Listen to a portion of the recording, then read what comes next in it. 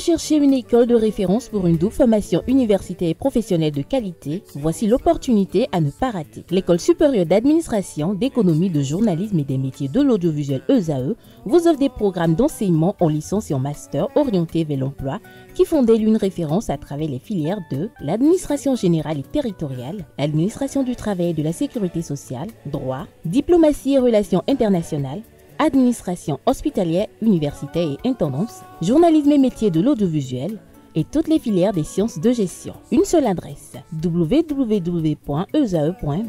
Rendez-vous dès maintenant sur nos campus ESAE Bedjromende au numéro 90 93 65 21 ou au numéro 98 98 14 00. Paracourt sur le numéro 52 46 12 12. Aboumé-Calavi au numéro 52 88 44 44. Akpakpa au numéro 52 88 33 33. ESAE, l'excellence à un nom. Le bulletin matinal d'information avec vous, Nasrine Fatoumbi. Bonjour. Bonjour Abdelkader. Merci d'être là ce matin. Aneldo, bonjour. Bonjour Abdelkader. Merci également d'être là ce matin. On démarre notamment ce bulletin matinal d'information avec les épreuves orales et sportives du brevet d'études du premier cycle BPC qui démarre ce jour. Amis internautes, bonjour et bienvenue dans ce bulletin matinal d'information après la proclamation officielle des résultats du brevet d'études du premier cycle BPC session de juin 2025 le 5 juillet dernier.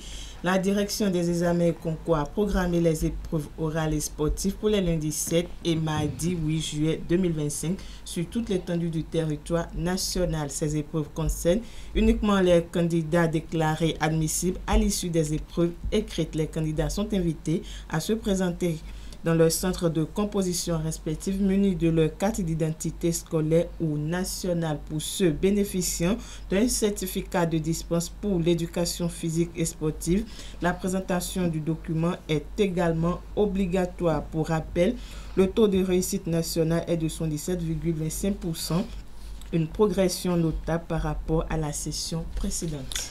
Le ministre conseiller à l'enseignement technique et à la formation était au centre de correction des épreuves du baccalauréat du Collège d'enseignement général d'Abomey-Calavi pour s'enquérir de l'état de l'évolution des dites corrections. Le ministre conseiller à l'enseignement technique et à la formation professionnelle Expédie Ressources s'est rendu au centre de correction et de délibération de l'examen du baccalauréat à session de juin 2025 du Collège d'enseignement général d'Abomey-Calavi. Pendant sa visite, il a partagé un message d'encouragement avec les enseignants et personnes ressources sollicitées pour cet exercice. Dans l'élément à suivre au micro de Francis Fahani, le ministre conseiller nous expose les points forts de sa visite. Pour un centre de correction, c'est à Calavi ici. J'ai été heureux de constater que le même protocole qui est respecté dans tous les centres de correction est respecté ici, à la différence que nous avons un nombre plus important de correcteurs. Ils sont tous assidus et j'ai surtout été marqué par la présence des personnes ressources et de l'encadrement. J'ai vu leur expérience, leur professionnalisme et surtout leur détermination à faire du baccalauréat toujours un label pour notre pays. Une des raisons du succès de l'office du bac, c'est l'alchimie réalisée quant au choix, le casting qui a été fait pour le choix de l'encadrement. Personnes qui sont associées à cette entreprise que constitue l'organisation de l'examen du baccalauréat, eh bien, ce casting a été très bien fait. Et je pense que le chef de l'État, s'il a mis l'accent sur la qualité du travail qui est produit dans notre pays, il n'a pas fait un mauvais choix. Le président a voulu que nous soyons les meilleurs partout dans les domaines que nous décidons d'embrasser. Et si la direction générale de l'office du bac est aujourd'hui visitée et admirée par la plupart des directions qui organisent le baccalauréat, c'est pour cause. Et aujourd'hui, on en récolte pour notre pays une bonne image. Je voulais dire aux parents et aux élèves que l'organisation que la direction générale de l'Office du bac a adoptée ne permet pas d'avoir le moins doute. C'est un travail sécurisé, c'est un travail bien fait. Et les élèves sont tranquillisés, les parents sont rassurés. Celui qui réussira sera reçu. Et celui qui sera ajourné sera ajourné. Tout est mis en œuvre pour que personne ne soit lésé. Donc, c'est un travail d'une organisation et d'une... Disons, les méthodes sont assez élaborées et éprouvées.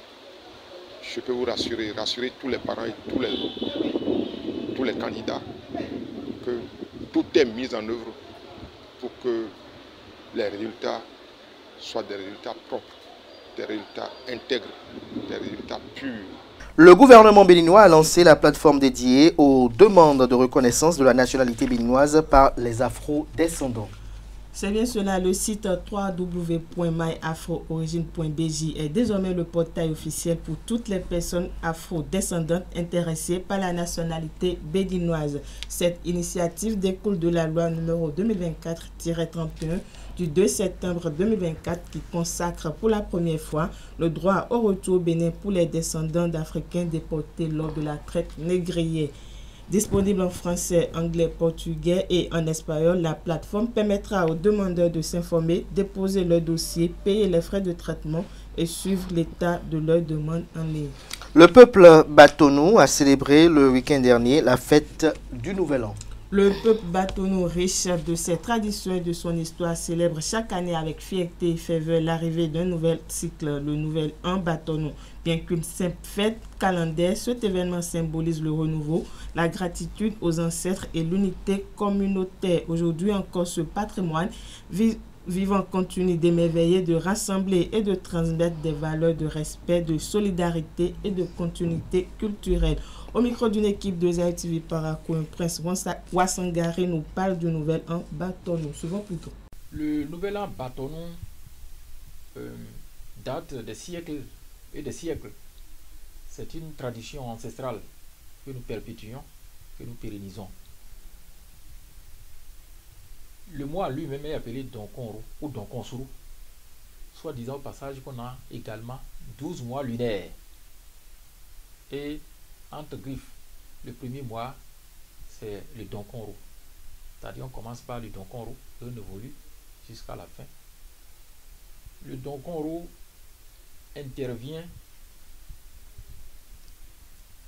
quand on parle de la manifestation elle-même. Le Donkonro intervient le 9e jour du mois lunaire. Et là, nous sommes dans le calendrier lunaire. Le Batonou, comme d'autres peuples africains ou d'autres civilisations négro-africaines, utilisent le mois lunaire. Ce n'est pas le mois calendaire, c'est le mois lunaire. Et nous avons le mouvement de la lune permet donc de dater des faits. Donc le Donkonro, quand le croissant lunaire apparaît, on commence par compter premier jour, deuxième, troisième, c'est au 9e jour qu'on célèbre donc cette fête-là qu'on appelle Donkonro. Donkonro, en fait, c'est un peu comme le bilan de toute l'année qui s'est écoulée et en même temps la projection de l'année nouvelle. Donc c'est un carrefour, c'est un point d'intersection. L'année écoulée est peut-être jonchée de faits malheureux, d'incidents, d'accidents, de ci, de ça, des pandémies, un peu de tout ça. Donc, on s'arrête en quelque sorte pour faire un bilan, mais ce bilan-là, il est rituel. On sollicite les manes des ancêtres, on sollicite les pouvoirs spirituels pour nous accompagner dans ce sens-là. Donc, c'est pourquoi on jette ce feu-là. Et comment est-ce que ça se fait en réalité en milieu Batonou? C'est une touffe d'herbe sèche ou la paille qu'on cherche, ou le fagot, c'est-à-dire le bois de chauffe. On peut les utiliser comme ça, parce que autre temps, autre mœurs. Donc ces trois éléments-là peuvent se remplacer l'un à la place de l'autre. Donc quand on a ça, soit la touffe d'herbe séchée, donc on le sait déjà dès que le croissant apparaît, ou le bois de chauffe, ou la paille, c'est l'autorité de la localité, du village ou de la campagne.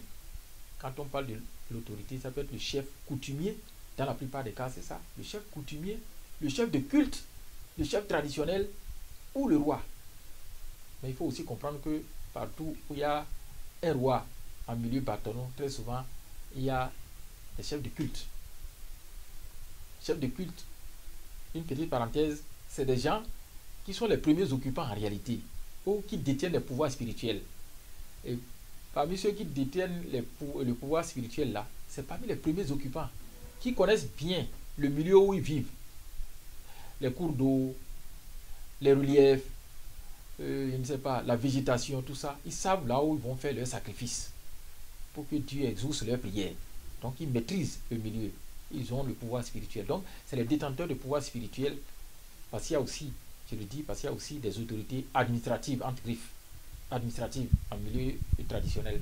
Ils sont là pour l'administration, mais en réalité ne sont pas les premiers occupants et ne maîtrisent pas le pouvoir spirituel pour pouvoir bénir ou maudire une quelconque personne ou bien intervenir de façon spirituelle dans un contexte donné. Merci à vous, Nasrine Fatoumi, pour cette présentation du bulletin matinal d'information. Une dernière note informative. Hors de nos frontières, le Premier ministre israélien est aux États-Unis. Il s'agit de la 3e visite du Premier ministre israélien depuis l'arrivée au pouvoir de Donald Trump en janvier 2025, lors de leur dernière réunion dans le bureau ovale en avril dernier. Alors que les discussions devraient être une promenade de santé, le Premier ministre avait été mis en difficulté par Donald Trump sur la question des tarifs douaniers qu'Israël n'avait pas voulu baisser et sur les rangs, puisque alors le président américain prônait une reprise des discussions sur le nucléaire. Sur la table des échanges ce jour est prévue la fin des attaques israéliennes contre Gaza, tandis que des négociations pour un cessez-le-feu avec le Hamas ont repris dans la nuit à Doha, une nouvelle séquence diplomatique dont compte bien profiter le président américain Donald Trump. Merci à vous, Nasrine Fatoumi. On se donne rendez-vous pour 19h, si tout va bien, bien évidemment, pour la grande édition du journal télévisé sur ESAE TV. Place à présent à l'actualité sportive avec Anaël Vianney-Dou.